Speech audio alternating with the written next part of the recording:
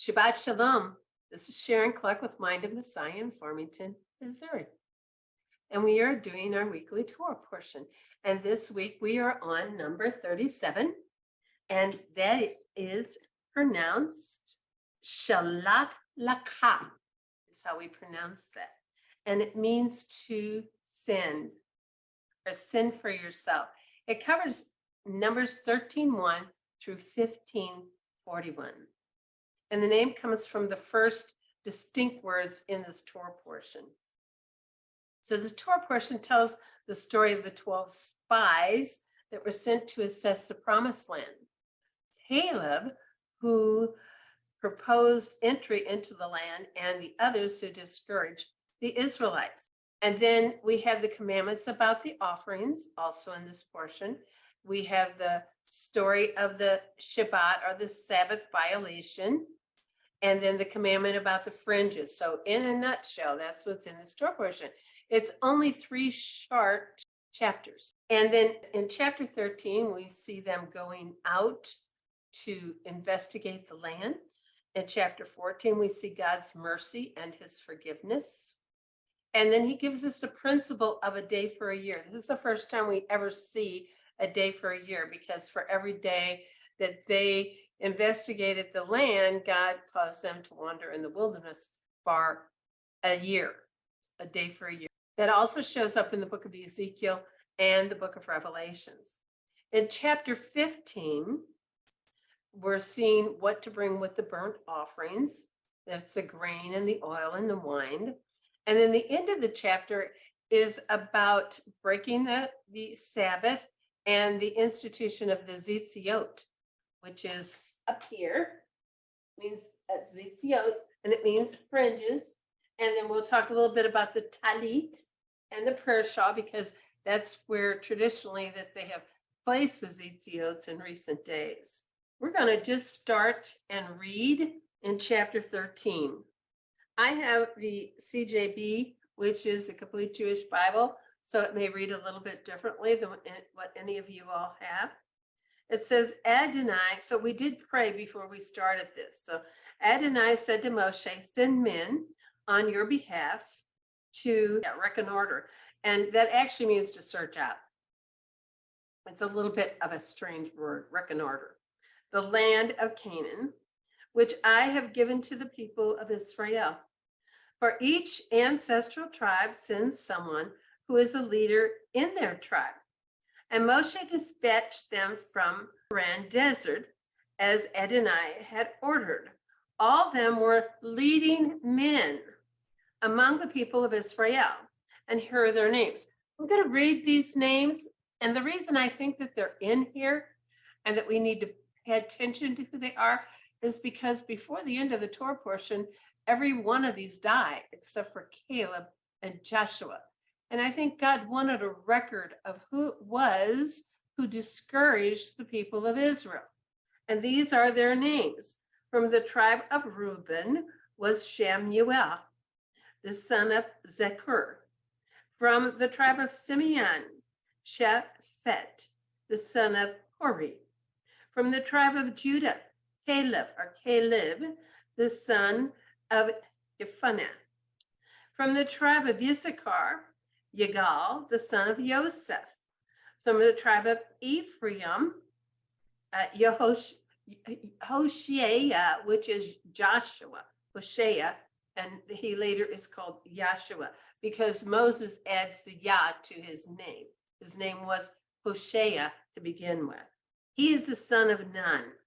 From the tribe of Benjamin, Palti, the son of Raphu. From the tribe of Zebulun, Gadiel, the son of Zodi. From the tribe of Yosef, that is from the tribe of Manasseh, Gadai, the son of Shushi. From the tribe of Dan, Amiel, the son of Gameli. From the tribe of Asher, Stur, the son of Mikhalel.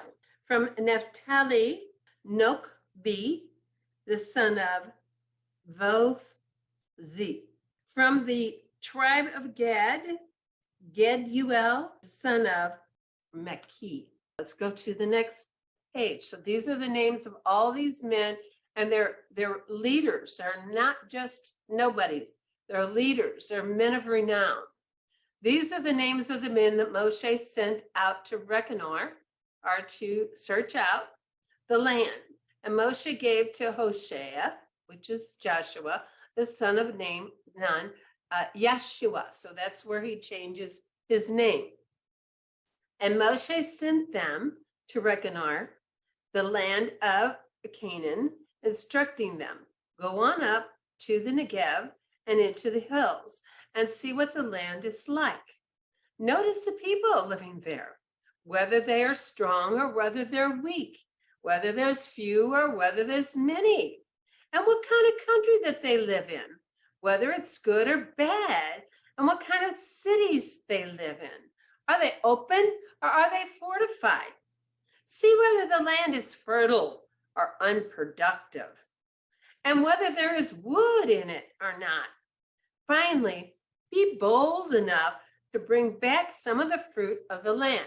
So already they're being encouraged to be bold, to keep the instructions that Moses has given them.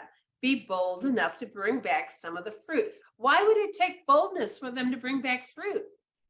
Well, because there's giants in this land. There's things that normal people will be fearful of. And he's encouraging them, be bold.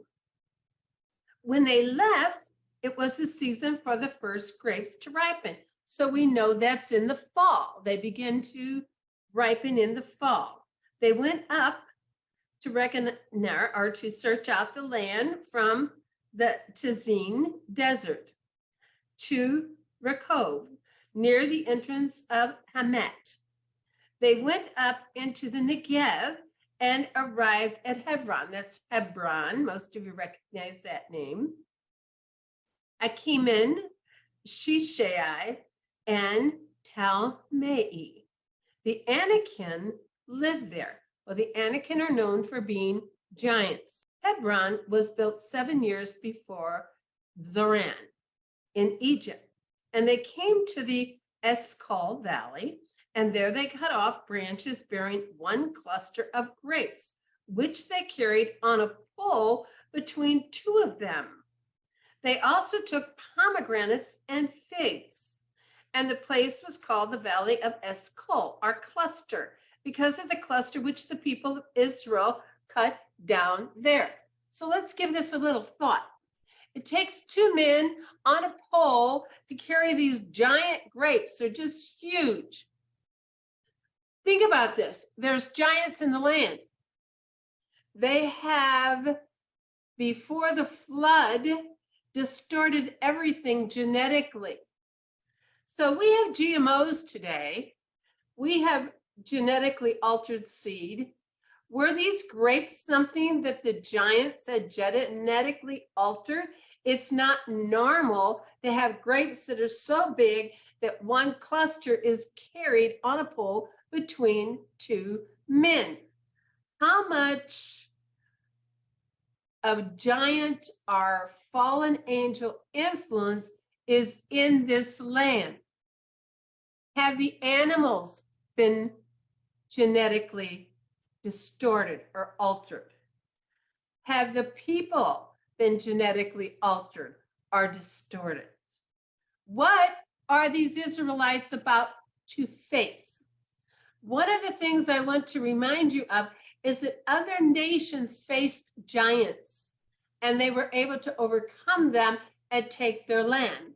So when we see in the scriptures where God says that he gave this land to this person and this land to that person, talking about all those seeds of Abraham that are not of Jacob, that all of them were given land as well, but they were expected to take down giants. But Israel is not willing to do that, as we're going to see. 40 days later, they returned from searching the land, and they went to Moshe and Aaron and the entire community of the people of Israel at Kadesh in the Paran desert, where they brought back word to them and the entire community and showed them the fruit of the land. So everybody's excited about this. They've been promised a promised land. They're thrilled. They can't wait to go in. They want to hear. So tell us, what do we gotta do? What are we up against? God has promised them a land flowing with milk and honey. But they didn't take into account what they would have to do to get it. We have all kinds of promises in the word, but do we have to do something to take those things back from the enemy? The enemy had the control of Canaan, which was going to become Israel. But the Israelites were required to take possession of that. Are there things that God has in our life that he has for us? Is there great promises that we are not able to latch onto or apprehend because we're fearful? So God wants us to be bold, just like Moses said to the people of Israel. And so everybody gathers around to see what's going to happen or what the report is. And when they told him was this: we entered the land where you sent us, and indeed it does flow with milk and honey. The land is awesome. And here is the fruit. And here's your word. However, that's kind of like but. The people living in the land, they're fierce, and the cities are fortified and very large. Moreover, we saw the Anakim. Well, the Anakim are giants. The Anakim live in the area of the Negev.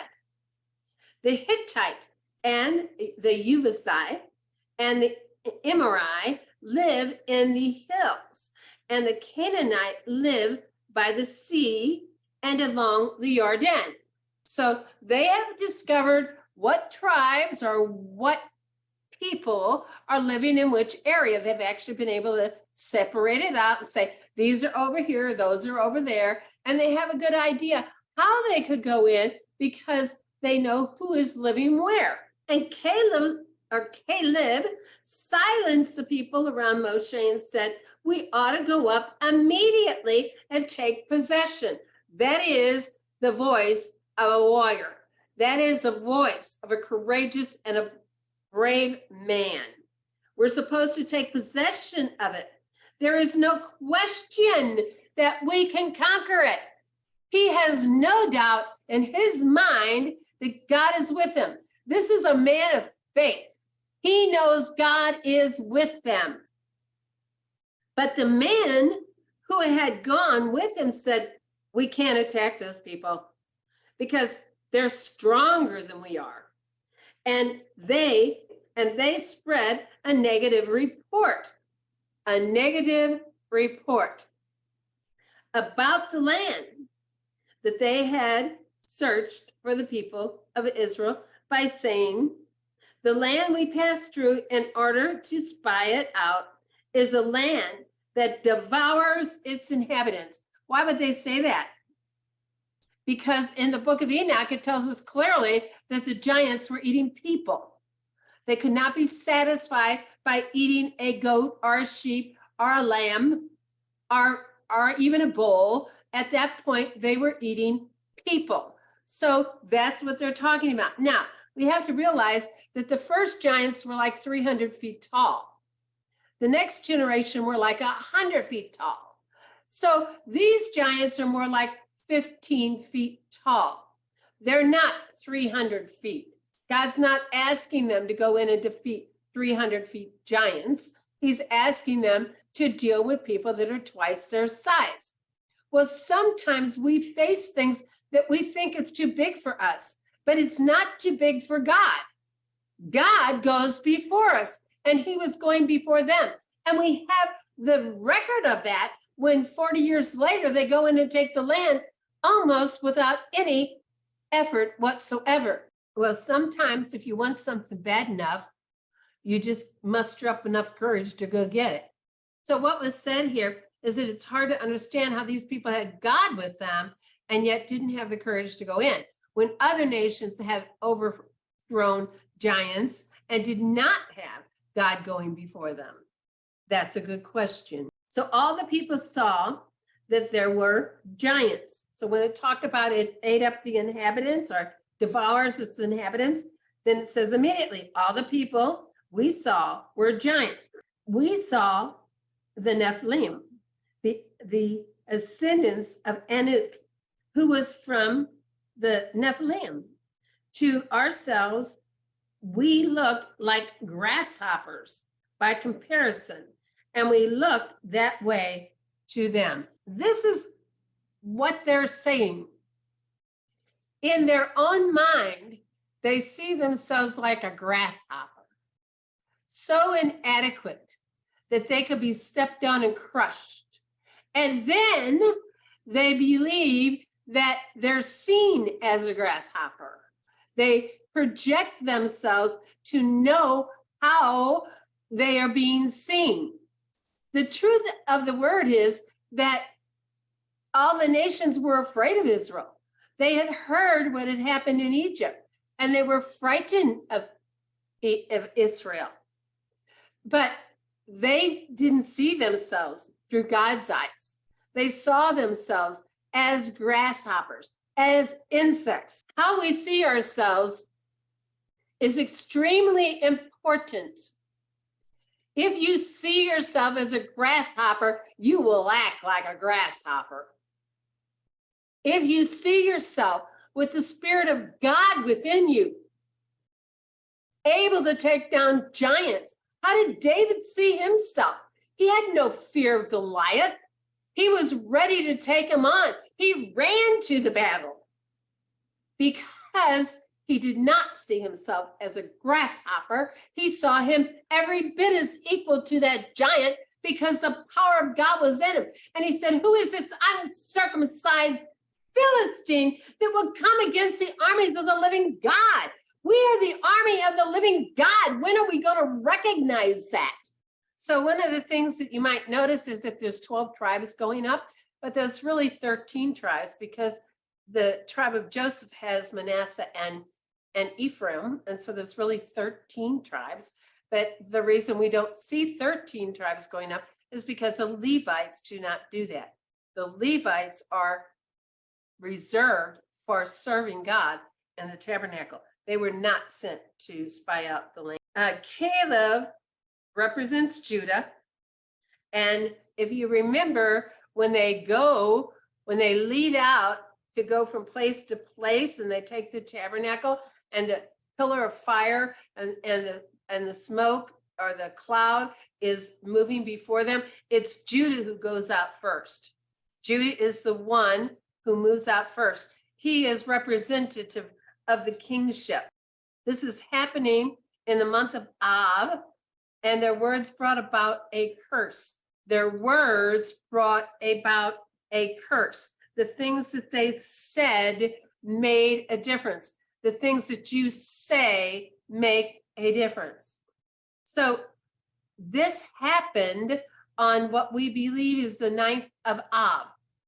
Right after the month of Av, we go into a month of Elul, where we start 40 days of fasting for the sins of ourselves and of our forefathers. And it takes us right up to the time of trumpets or the fall festival. So every temple that was destroyed on this same day. They believe that the Israelites brought such a curse upon themselves by refusing to do what God told them to do, that it continued to the point that every temple that was destroyed on the 9th of Av as well. They went up to Hebron. If you remember that Joseph's bones are in Shechem, but in Hebron is the grave sites of Adam and Eve and Abraham and Sarah, of Jacob and Leah. So they are buried there in Hebron. Rachel is buried near Jerusalem. And when it talks about the fact that Eshcol they believe these cities were built by giants. And that's why it gives you the same time frame, because these cities in Egypt that had the large edifices were built about the same time as what they see in Canaan. So after the flood, we got the no-hide laws, and one of those laws is not to eat blood. And that was given to us because that's what the giants were doing. They were eating human flesh. When we think about what our report should be, it should always line up with the word of God. We should be saying what God said. And when it says the Amalek is there, they were the first ones to persecute Israel when they came out of Egypt. So Caleb silences the crowd, and that's what you and I are supposed to be doing. We're supposed to be encouraging one another. He wanted to go, and he wanted to go now. And he knew that doubt would overcome them if they didn't go right away. He didn't want them to keep talking doubt because they would not be obedient. They were spreading a negative report, and then they add to it. They talk about its devouring its inhabitants. It's because the giants ate people. In the Four Corners area in the United States, we have these dwellings that are built really high up, and they believe that that's because they were fleeing the giants, because the giants actually spread all over the world. We have giant bones all over the country, all over. Every nation has giant bones that have been found. And they believe that the Anasazi were no longer there, that their civilization ended because they were cannibalized, they were eaten. So the archaeologists have films and photos that they have found these bones, but then those photos always disappear. They go to the Smithsonian. When these digs are done, they have somebody there making sure that whatever is found disappears. The Smithsonian has covered a lot of this up. And if you remember that the Native Americans would always, when they greeted you, they would say, how? And they would just do this, how? Well, what they were doing is they were looking for six-fingered people. They wanted to make sure that nobody they ran into had the DNA of 6 fingers, because all the giants had 6 fingers and 6 toes. So even if you had a trace of DNA and you look like a normal human, you might even have that 6th finger or 6th toe. We see this in hieroglyphics and paintings in caves, which show the 6 fingers and toes. So the Anakim, they have fallen gods, and angels are synonymous with stars. And that's why we have so much sun worship. It's all paying homage to the fallen angels. And when we look back at the flood, we see that only Noah was found righteous in his lineage. That meant he was the only one with a pure DNA. And Noah's wife was actually a descendant of Methuselah. So how do we look to ourselves? Do you see yourself as a grasshopper? Or can you say what God says about you? They were talking about being devoured by the sword in this next chapter. And if we look at the book of Enoch and Jubilee, it tells us that the knowledge to make swords came from the fallen angels. 14. At this, all the people of Israel cried out in dismay, and they wept all night long. Moreover, all the people of Israel began grumbling against Moses and Aaron. They think they're grumbling against Moses and Aaron. They're grumbling against God. These are God's commandments. Yes, they come through men, but they are God's words coming through men. The whole community told them, we wish we had died in the land of Egypt. How ungrateful to the one true God who delivered them out of slavery, out of bondage, where their children were being killed all the time, or that we had died in this desert. So what did their words just say? We would rather die in the desert than go face the giants. They are taken by their words. They are snared by their words. I have that up here on the board. Proverbs 6. It says, you are snared by the words of your mouth. The things you say are the things you get. You are taken by the words of your mouth.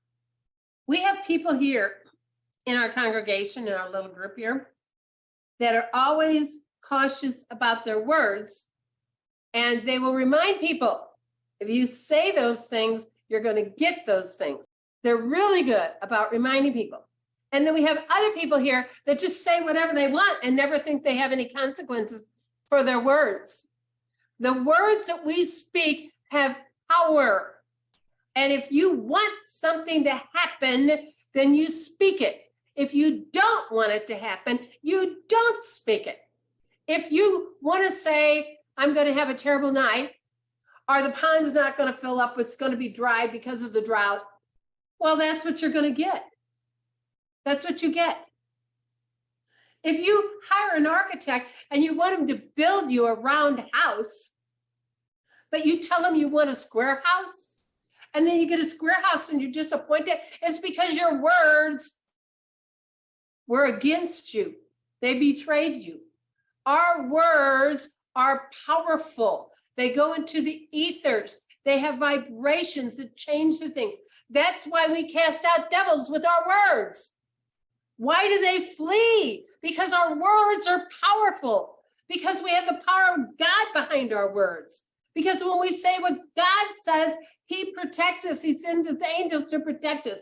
When we say what the devil says, man, that person's going to die. Or he deserves to die. Are we cursing them? Are we getting agreement with the devil?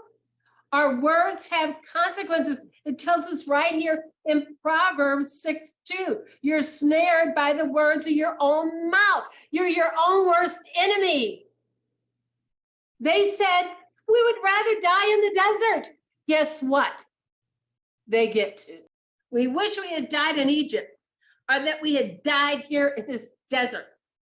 Why is Adonai bringing us to a land where we would die by the sword? Well, they know the sword because that's what the fallen angels have taught people to do, is to make swords.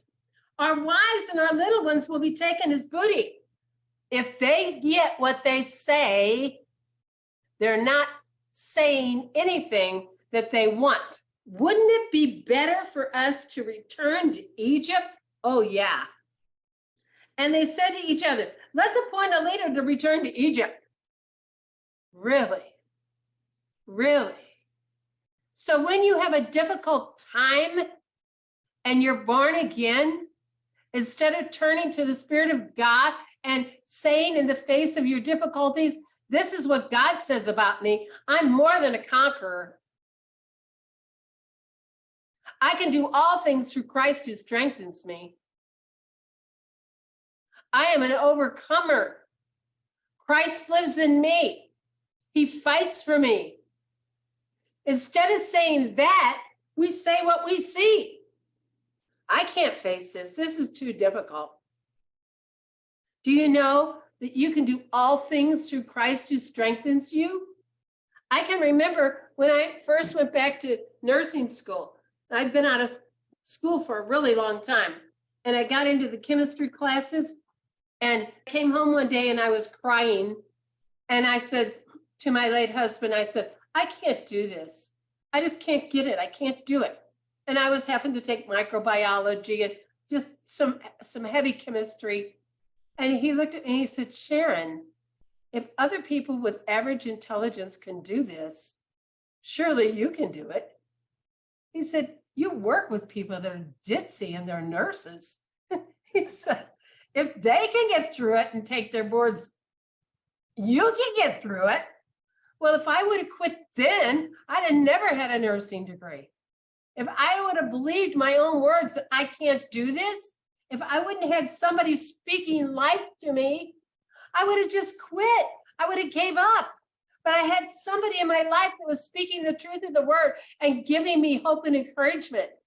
That's what we have to speak to one another. When people start speaking negative things, we have to speak positive things. We have to believe God and believe his word, that no matter what befalls us, that we are overcomers and that we will get through whatever we face. Moses and Aaron, they fell on their faces before the entire assembly, the community of the people of Israel, Joshua, the son of Nun, and Caleb, the son of Jephunneh, from the detachment that had searched the land. They tore their clothes. They've seen this. They believe they can take it. They're so discouraged. They can't believe they can get the others to be convinced. And they said to the whole community of Israel, the land we passed through in order to spy it out is an outstanding, good land. If Adonai is pleased with us, then he will bring us into the land and he will give it to us. A land filled with milk and honey. Just don't rebel against Adonai. And don't be afraid of the people living in the land. We'll eat them up. They're not going to eat us up. We're going to eat them up. Their defenses have been taken away from them.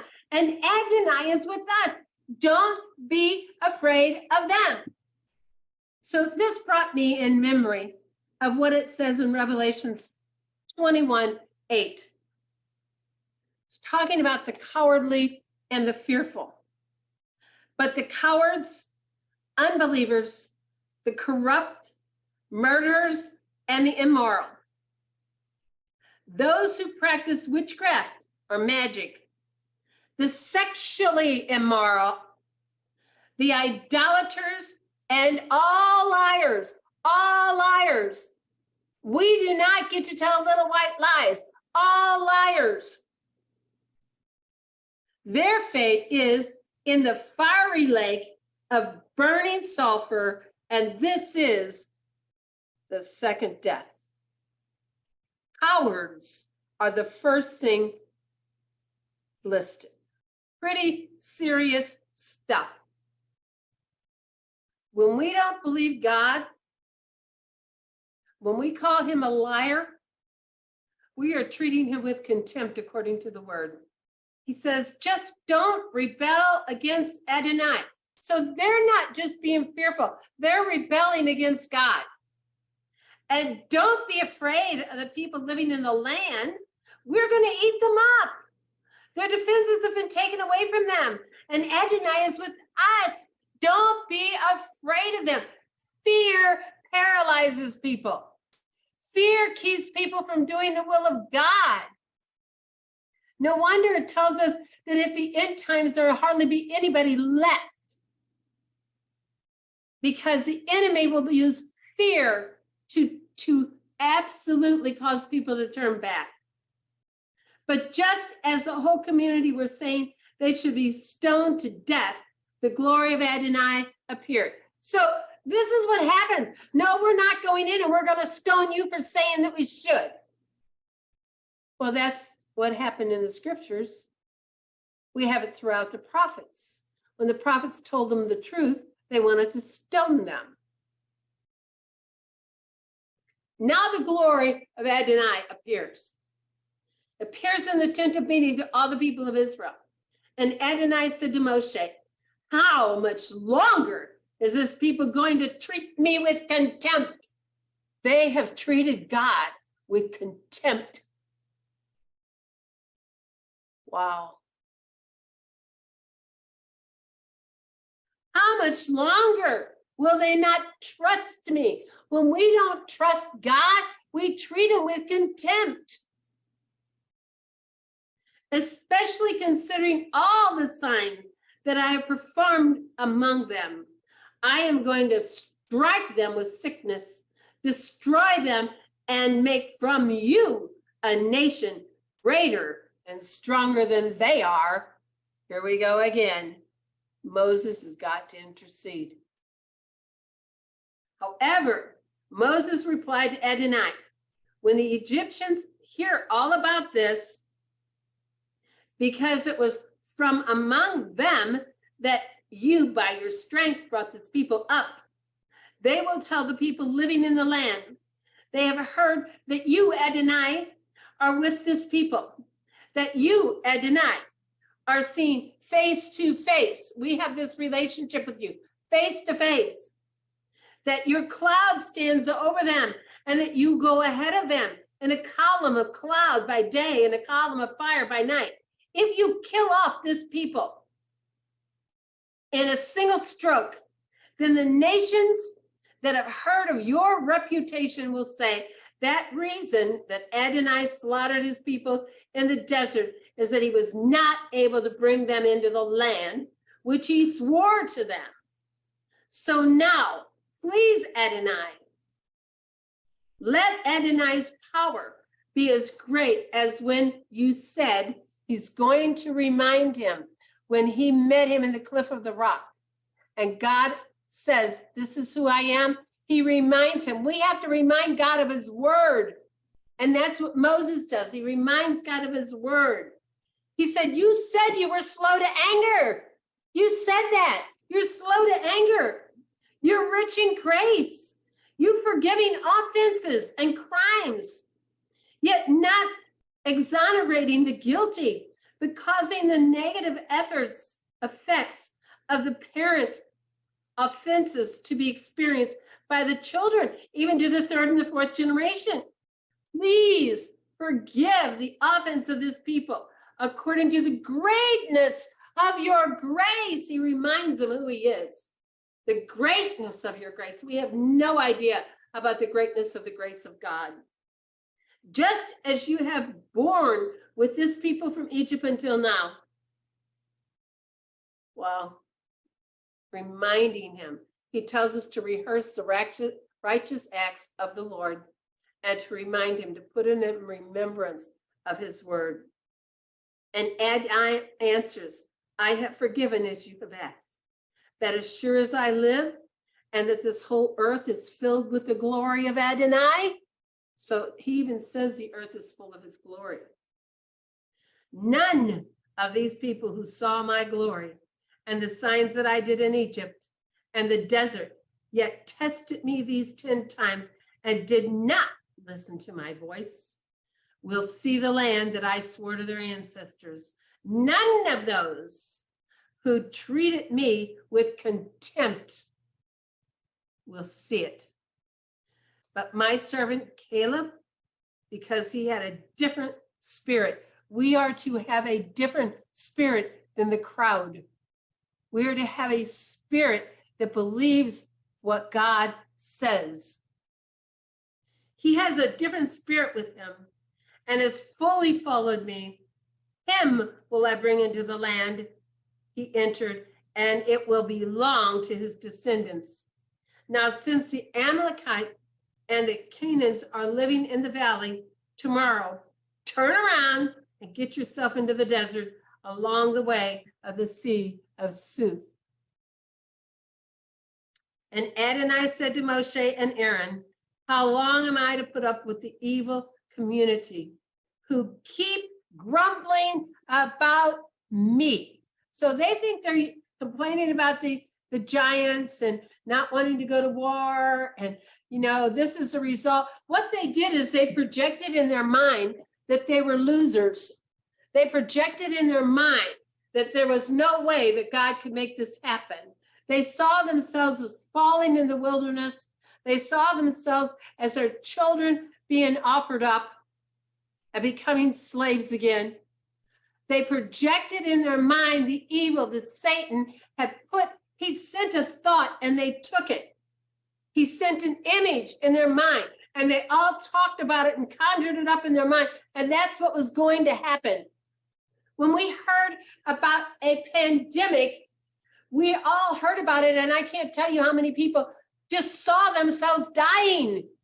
And they lived their whole life just locked up somewhere, bathing everything in bleach for 2 years because they were so terrified of what they heard. The image of death was put in their mind and they lived by that. There were others who went, no, God's going to take care of me. And if I die, I win. And if I live, I win. Either way, I'm going to be with Jesus. It did not have that fear control over the people of God because we were not conjuring up images of death and of Satan winning. Be careful what you think. Be careful what you say. Don't take the thoughts of the enemy and begin to say what he says. Say what God says. You can't do that if you don't know the word. Learn the word so you can say what God says. Wow. About him. How long am I going to put up with him?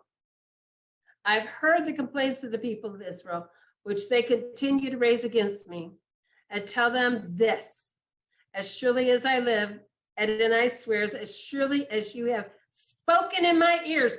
They spoke in the ears of God. They think they're speaking to each other. They're talking in the ears of God. What you have said, I will do this to you. Wow. What they said is what God said. Okay, I'll get in agreement with you. I'm going to do what you said. Your carcasses are going to fall in this desert. Every single one of you who were included in the census over the age of 20, you who have complained against me, will certainly not enter the land about which I raised my hand to swear that I have given it. I will certainly not enter the land about which I raised my hand to swear that I would have you live in it. So he swore, he lifted his hand and he swore, this is God, that you're going to live in this land. But they didn't believe God, even when he swore it. Except for Kaleb and the son of Uphel and Yahshua, the son of Nun. But your little ones, who you said would be taken as booty, them will I bring in. They will know the land you have rejected. They rejected the land. God gave them a great gift, and they rejected it. They rejected the land. Their fear made them lose everything they ever hoped for. But your carcass will be falling in the deserts, and your children will wander about in the desert for 40 years, bearing the consequences of your prostitution. They served other gods. They believed themselves. They believed someone besides God. And because of that, their kids are going to suffer the consequences. What are we doing? What are we saying that causes our kids to bear the consequences of our words and our decisions, our ungodly decisions? They were grumbling about God, and they got what they said. You're gonna fall in the wilderness because of the consequences of your prostitution until the desert eats up your carcasses. It will be a year for every day. So that's our principle, as a year for every day that we have in the scriptures, and we see it in Ezekiel and other scriptures as well. So for every day that you were searching out the land, that will bear the consequences of your offenses. 40 days for 40 years. And then you will know what it means to oppose me. Wow. 40 years. 40 years every day you wake up and you're in the desert.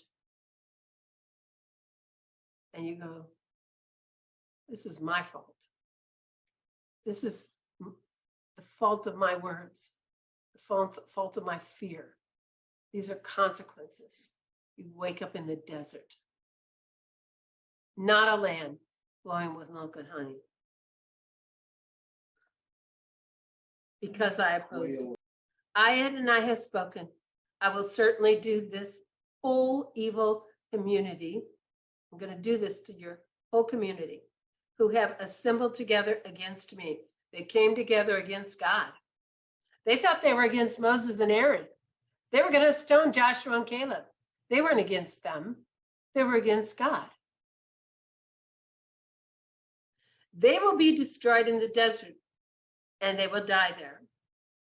The men whom Moses had sent to spy the land, and who, when they returned, made the entire community complain against him by giving an unfavorable report about the land. Those men who gave the unfavorable report about the land died by the plague. All the names I just gave you in chapter 13 are dead. In the presence of Adonai. Of the men who went to spy the land, only Joshua, the son of Nun, and Caleb, the son of Jephunneh, remained alive. And when Moshe took these things to all the people of Israel, the people felt great remorse. They arose early in the next morning. They came up to the top of the mountain. They said, "Here we are. And we did sin. Oh my gosh, we sinned. We realized our wrong. But now we're going to go up to the place that Adonai promised. Now we're going to go in." And Moses answered, "Why are you opposing what God said? I just told you what's going to happen. Why are you opposing that? You won't succeed. Don't go up there because Adonai is not with you. If you do, your enemy will defeat you.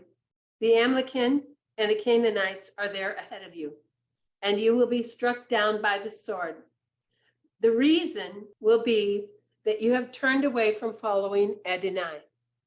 So they didn't believe him about going in, and now they don't believe him again. They don't believe they're going to die in the wilderness, like he said. They believe they're going to go take the land. They're going to do this in their own strength. They are willful, stiff-necked, arrogant, prideful people. So you will be struck down by the sword, and the reason will be that you turned away from following Adonai. So Adonai will not be with you. But they were presumptuous, not full of faith, but presumptuous.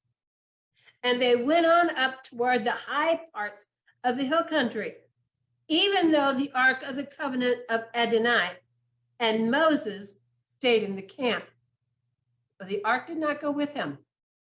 That's only carried by the Levites. So the Amalekim and the Canaanite living in that hill country descended, struck them down, and beat them back all the way to Hormon. They were stubborn and they were going in their own strength. What do we do in our own strength? How many of us are stubborn? How many of us think, well, if I can't get it done this way, I'll do it this way? Where there's a will, there's a way. I can make this happen. I fix things. I change things. I'm powerful. Oh, really? Yesterday you were a grasshopper. So now we are down to chapter 15. This is a really, really sad chapter as far as I'm concerned. One of the things it talks about in this chapter is that there's a payoff or a curse to the third and fourth generation. And then Jeremiah tells us that our forefathers have inherited lies. And so Moses says to God, remember, this is who you are. You're long-suffering. You have grace. You have mercy. Please forgive us. And so he says, okay, I'm going to forgive. But there's consequences. 10 people bring a negative report. And from 10 people, the entire nation, like 6.5 million people, or however many there were, are going to die in the wilderness. There's a cause and effect of bringing back a negative report. And for that, they will wonder 40 years, a year for a day. Hold on to belief, or you will not enter the land. That's for us. But with whom was it he grieved for 40 years, is what it says. Hebrews 3:17. But whom was he grieved for 40 years? Was it not with them that had sinned, whose carcasses fell in the wilderness? And to whom swore he that they should not enter into rest, but to them that believed not? So we see that they could not enter in because of unbelief. We have to be sure that we can enter in, that we continue to believe. We have to come out of any false religious system and fully serve God with all of our heart, with all of our soul, and with all of our might. If we bring our pagan ways into the land, we're going into a land. God's going to come, Yeshua will come, and we will spend the millennial with him in the land. We cannot bring our pagan ways into the land where he is king, or we will be spewed out. We are practicing right now. Those of us that are attempting to keep Torah, we are practicing to know the laws of the land so that when we come in, we will know how to behave. It's time for us to return to the land. And the Bible says he will first send out fishers, and then he will send out hunters. And you will be left without anything. If you don't come when he bids you to come, you'll be left without anything. When it's time to return to the land, that's what will happen. That's what happened to those that could have gone back to the land before the Holocaust cost them their lives. So one who doesn't complain outlives everyone else. That's a good lesson for all of us. They're still strong and they're still able to go in and take the land 40 years later. So God kills the instigators. These are the leaders. They die immediately. I guess if we see a leader drop dead, you will rethink that. They chose not to wander in the wilderness, but to go ahead and take their chances to try to do all of this in their own power. Chapter 15 looks like it's basically a brand new subject. And Adonai said to Moshe, tell the people of Israel, when you have come into the land, where are you going to live? So he goes back to telling them, okay, you're going to get to go in sometime. This is what you got to do, which I am giving you, and want to make an offering by fire to Adonai. So if you want to bring an offering, a burnt offering or a sacrifice to fulfill a specific vow, or a voluntary offering, or at your designated times, which are those 7 festivals and your Sabbath days and your new moons, to make a fragrant aroma of Adonai, for Adonai, then whether it comes from the herd or from the flock, the person is to bring an offering, is to present Adonai with a grain offering consisting of 2 quarts of fine flour mixed with 1 quart of olive oil and 1 quart of wine for the drink offering. And this is what you are to prepare with the burnt offering or for each lamb sacrifice. So you don't just bring your animal, with that you bring grain and you bring oil and you bring wine. And I believe that all of those are representative. We are the harvest, we are the grain. The oil is the Holy Spirit. And then we have the wine, represents the blood of Yeshua. All these things are in the offering all the time. For a ram, prepare 1 gallon of fine flour mixed with 1 1/3 quart of oil. While for the drink offering, you are to prepare 1 1/2 quarts of wine as a fragrant aroma for God. When you prepare a bowl as a burnt offering, as a sacrifice to fulfill a special vow, or a peace offering to Adonai, there's to be presented with the bowl a grain offering of 1 1/2 gallons for the fine flour mixed with 2 quarts of olive oil.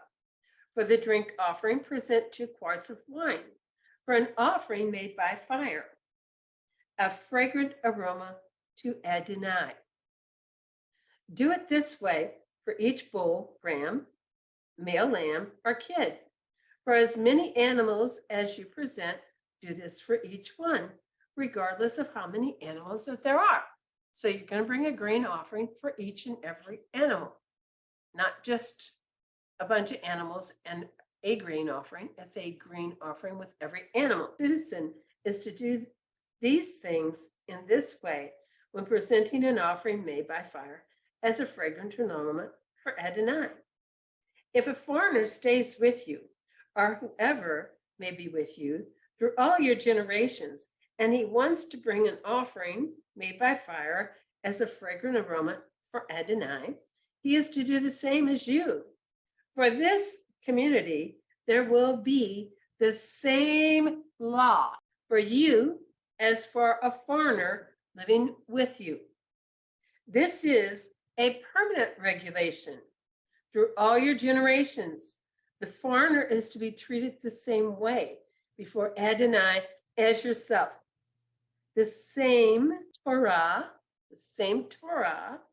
and standard of judgment will apply to both you and to the foreigner living with you. God is not a respecter of people. He expects those people who come in among us and serve our God to be treated just like we are. God is not a racist in any way. And Adonai said to Moshe, speak to the people of Israel and tell them, when you enter the land and when I'm bringing you, and you eat bread produced in the land, that you are to set aside a portion as a gift for Adonai.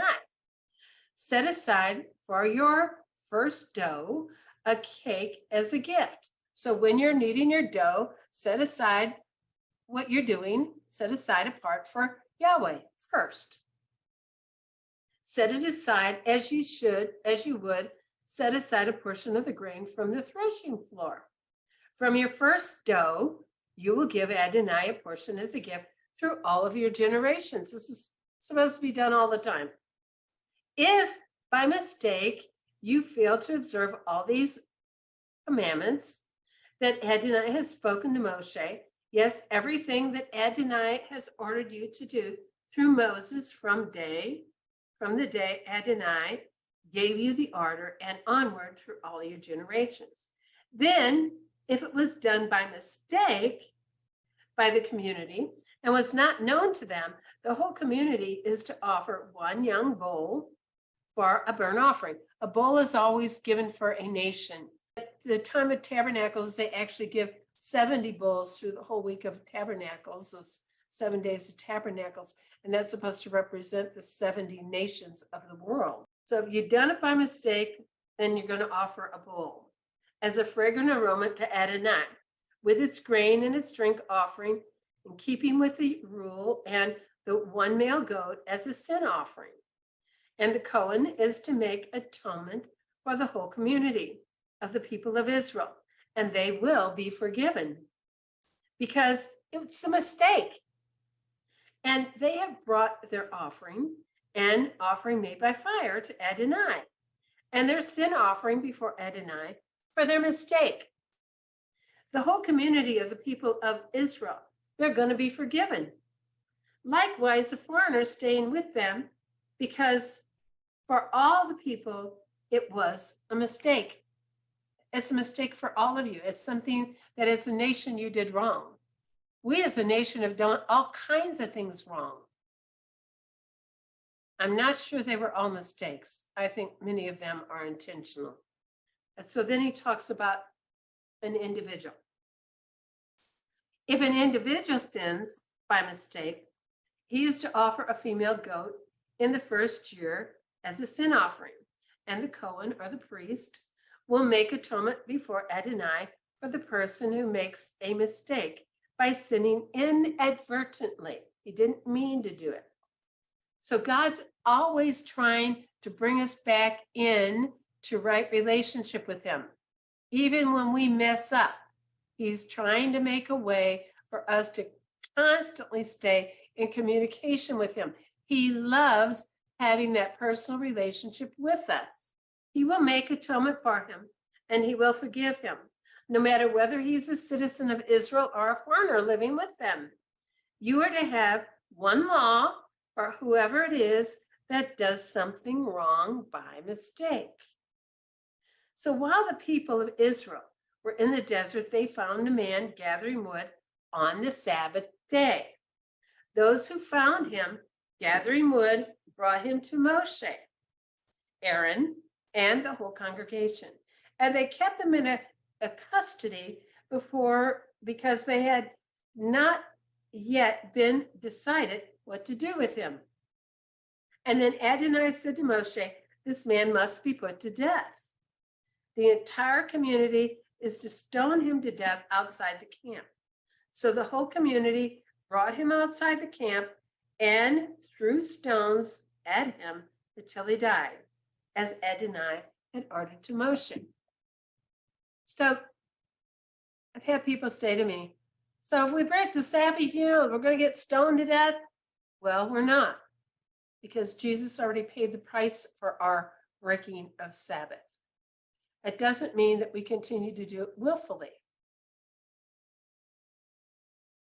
And the rabbis are saying that this man was not just gathering sticks or wood to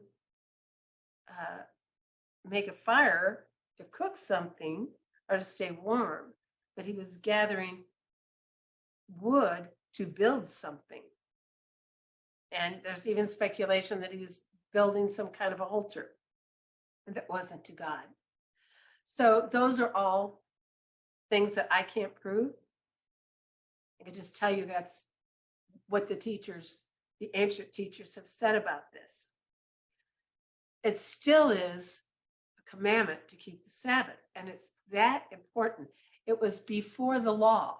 It was from creation. Yahweh set aside this Sabbath from creation. It is not a Jewish law. It is a God law.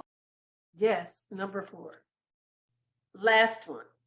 Last paragraph. Adonai said to Moshe, speak to the people of Israel, instruct them to make through all their generations zitziot on the corner of their garments, and to put with the zitzi on each corner blue thread. It is to be a zitzi for you to look.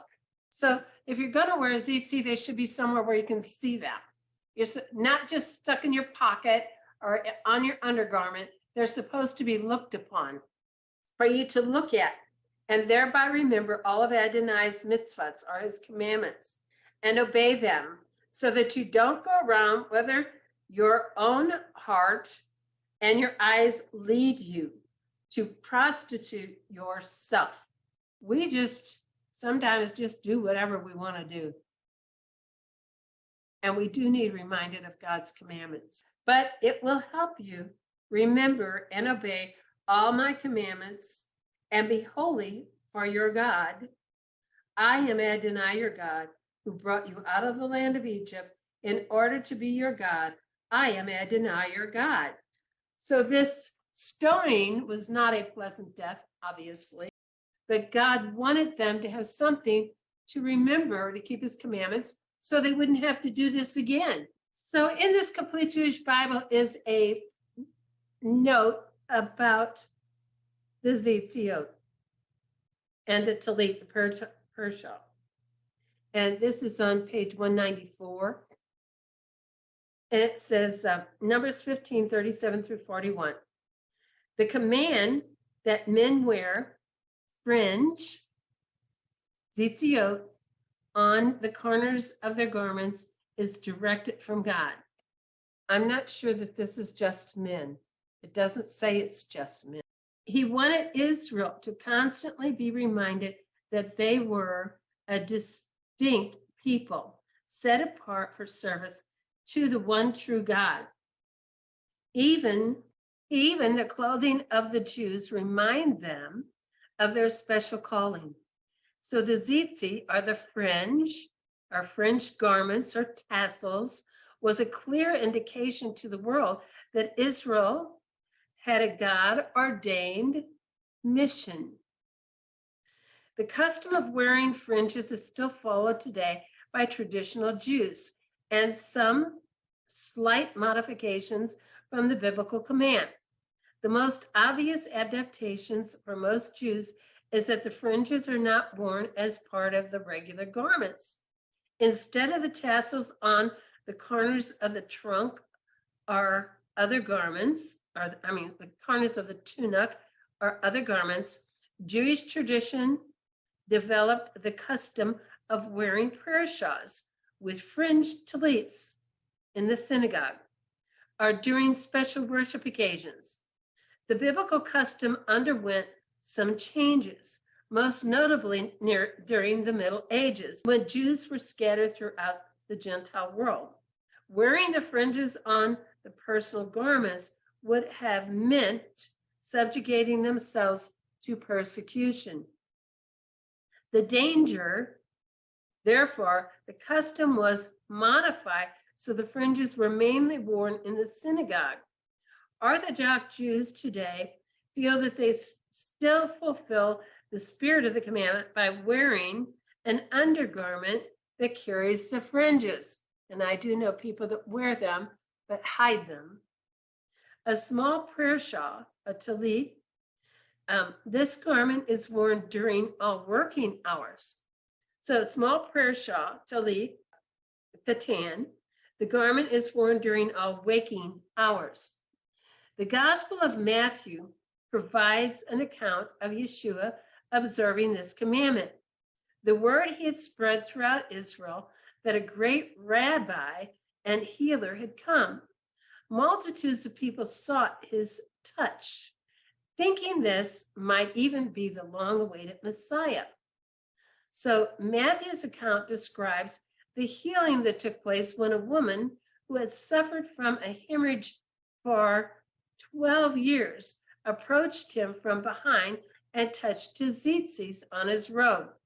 So this is Matthew 9:21 and 22. For she said to herself, if I can only touch his robe, I will be healed. Yeshua turned, saw her, and said, courage. There's that word again. Courage, woman, daughter. Your trust has healed you. And she was instantly healed. There was tradition that a person could be healed if he would touch the fringes of Messiah's garment. The fact that this woman reached out to the tzitziot of the Messiah was a statement of faith and not of superstition. Her reaching out to the healing power of God was an indicator of her spiritual condition. So it is not surprising that Yeshua validated her actions. One should not miss the obvious fact that Yeshua himself wore tzitziot as commanded by the Torah. That is the conclusion of this Torah portion. So one of the things that I want to hit on is that we know from the book of Jubilees that Abraham was keeping all of these regulations where it tells how they offered up these sacrifices in the book of Jubilees. It tells us Abraham was doing them long before the law was given. And Noah also knew to do that when he made sacrifices. We see that in the other writings. And so just because it's being written down now doesn't mean that it wasn't exercised earlier by men who'd already been walking with God and knew God's desire for how he wanted something offered. God is just reintroducing them here in the scriptures on how to bring an offering. So with each offering, with each animal, he adds 2 quarts. So he talks first about a lamb and then a ram and then a goat and a bull. And with each one of those, he adds 2 quarts. And there will be a sacrificial system during the millennial reign. Now, most people don't realize that, nor do they want to hear it. It's not until after the millennium that sin and death are actually done away with. That's when Satan is thrown in the lake of fire for good, and sin and death are conquered and done away with. And this also talks about in this Torah portion that the law is for everyone. That if you want to be part of Israel, you have to be grafted in. You become an adopted son or daughter. It's a permanent regulation. It's the same law for all. We have to know that we have become Israel because we are grafted in according to Romans 11. The Romans 11 is very clear about being grafted in. It talks about the natural olive tree and the wild olive tree, and we are grafted in. We're the wild olive tree. That's why it says we can't boast against Israel that we have been grafted in, because they are the natural olive trees. That's what we are grafted into. In a synagogue, the sacrifices are done away with, so they have become liturgical. They replace sacrifices with prayers, these liturgical prayers. In Ezekiel 36, we see the story of the two sticks. That's God's purpose, is that the house of Israel will become one. We have two houses. We have Judah and Benjamin as one, and we have the 10 tribes that are supposedly lost, which is all of Ephraim. They will be brought together and they will be made one at God's discretion. He's the one who does it. So to sin intentionally is a form of blasphemy. And James says to know to do right, but to do it not is sin. When we know to do right and we just decide not to do it, you're walking in sin. And then John, 1 John 3:3-4 tells us what sin is. It is transgression of Torah. It's transgression of God's loving instructions. So Yeshua is the Word. He is the Old Testament as much as he is the New. He is the Word. Are we believing his Word today? Are we adopting his commandments back into our lives today?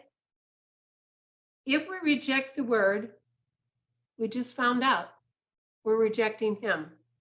If we reject what God's Word says, we reject him. And when God says, don't gather wood, but he does it anyway, well, sin leads to death. The wages of sin are death. And that's why he took care of this right away, because we need to know that when there's sin, that there is consequences. And you and I can't always see the consequences right away. If it would happen right away, we wouldn't be sinning. We think we get by with things, and so we keep sinning. And that's why he came up with the idea of the Zitziot, so that we would have a constant reminder of keeping his commandments. The law of sin and death is what was nailed to the tree, not the Torah, not God's law. It was the law of sin and death. And all the things that man added, we had so many things added to the Torah, and all of those rituals were nailed to the cross. This is for all of us to wear tzitzit. Yes. And some of those really don't have any. They're not from God. So what they're asking is that they understand that there's 613 laws in the Torah, and anything over and above that are not added by God. Those are added by man. Yes, that's true. And 613 laws of the Torah, not for everybody. There's laws for women, there's laws for men, there's laws for the priesthood, there's laws for children, there's food laws, there's laws for cleanliness. Not all of those apply to all of us. And since we don't have a temple to do sacrifices, all the sacrificial laws, the rituals are literally nailed to the tree, because Jesus became the once for all sacrifice. When it shows that we have sacrifices in the millennial reign, these are all memorials. They're putting in memory the things that were done for us through the blood of Yeshua as our sacrifice. So the blue thread in the tzitzit represents the throne of God. So we don't just remember them, but we are to do them. It says, do this to be holy for your God. As a bride, we should want to do what makes us holy for our bridegroom. It's only one thread. One blue thread. Yes. Commandment keeping is life. It's not restriction. To be overcomers, to be like you, to see God's love. That's what we're after. We're after wanting to be like him, for God's love to be seen in us, for us to be like he said he was. He said he was long suffering, that he was always forgiving, that he was full of mercy, full of grace. All those things that he said that he is, that's what we're supposed to be. We're supposed to be in his image. That's how he created us, to be in his image. We're supposed to learn from this portion that we have a mouth, and our mouth is meant to speak the words of God. It is not meant to be entertain people, are speaking negative thoughts, are turning people away from God, are discouraging people. Like Anita said when she came in today, we're supposed to be building each other up and encouraging one another. We are. That's what we're supposed to be doing. We're supposed to be holding together through these last days and trusting God that no matter what comes before he comes, that we're able to endure that. He said he would not put anything on us that we are not able to endure. And so if it's on us, we will be able to endure it. If we find ourselves in the middle of something, we will be able to endure that something because he will be with us in the midst of it. We are building character all the time through the trials of our faith. And it's our job as preparing to be the bride to be willing to submit to the things of God. If he's asked us to be obedient, then let's do it. Let's be obedient. Let's not be the fearful people that don't want to go in and take the land. They had to face giants and they were afraid to do it. The next generation did it. They faced the giants.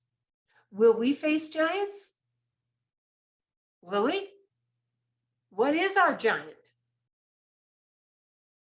What do we have to face? What's So- it when they were describing giant? Anything that you feel that's larger Than God. Mhm. So what somebody just said is our giants are anything that we think are bigger than the word of God. There's nothing bigger than the word of God. So Father, we offer this word up to you and this teaching up to you. We bless you. We thank you for it. There's so much to learn in this, God. Lord, I just thank you for loving us. I thank you for teaching us to endure. I thank you for strengthening us, for making us like you. May we continue to behold you. May we continue to behold you and to be like you. May the world see you in us. May they see the changes in us. May they want what we have and the peace that we have. May you be glorified in us, Father. At Jesus, Yeshua, we look for your soon return. We're looking up because our redemption is drawing nigh. There's no doubt about that. Redemption is drawing nigh.